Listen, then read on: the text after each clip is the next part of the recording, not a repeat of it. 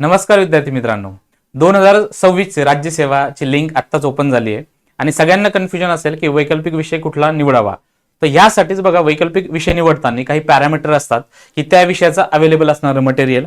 दुसरी महत्त्वाची गोष्ट म्हणजे त्या विषयाचं वेटेज. जीएस पेपर 1 मध्ये, जीएस पेपर 2, 3, 4 आणि एसए मध्ये त्याचं असणारं वेटेज. बघा, जॉग्राफी हा वैकल्पिक विषय असा एक वैकल्पिक विषय आहे ज्याच्यामध्ये तुम्हाला टेक्निकल गोष्टी बऱ्याचशा दिसतील, पण जर एकदा तुम्ही या टेक्निकल गोष्टी शिकला, तुमच्यासाठी हा विषय खूप सोपा होणार आहे. या विषयाचं वेटेज जर तुम्ही बघितलं, प्रिलिम्समध्ये जवळपास 15 ते 20 क्वेश्चन्स या विषयामधून येतात. त्याच्या व्यतिरिक्त जीएस पेपर 1 मुख्यचा आणि जीएस पेपर 3 मध्ये तुम्हाला जवळपास 120 मार्काचं वेटेज या जॉग्राफी विषयाचं दिसेल. आणि त्या व्यतिरिक्त मित्रांनो, एसए मध्ये खूप सारे यूपीएससीला तुम्हाला जॉग्राफी अलाइड सब्जेक्ट आलेले दिसतात. फॉर एक्झाम्पल, क्लायमेट चेंज वरती एक एसे आलेला दिसतो, टुरिझम वरती एक एसे आलेला दिसतो. जर तुम्हाला हा ऑप्शन निवडायचा असेल तर या गोष्टी कन्सिडर करणं खूप गरजेचं आहे.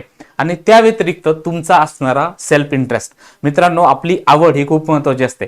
जर ऑप्शनल शिकण्याची किंवा हा सब्जेक्ट शिकण्याची तुमची आवड असेल तर नक्कीच तुम्हाला हा सब्जेक्ट खूप सोपा जाणार आहे. आणि शेवटी आन्सर रायटिंग मध्ये तुम्हाला हा सब्जेक्ट खूप जास्त मदत करेल. डायग्राम ड्रॉ करण्यामध्ये, तो एथिक्स मधले फ्लो चार्ट असू द्या किंवा जीएस पेपर 1 किंवा 3 मधल्या डायग्राम्स असू द्या, तो नक्कीच हा विचार करा ऑप्शनल घेताना. थँक्यू.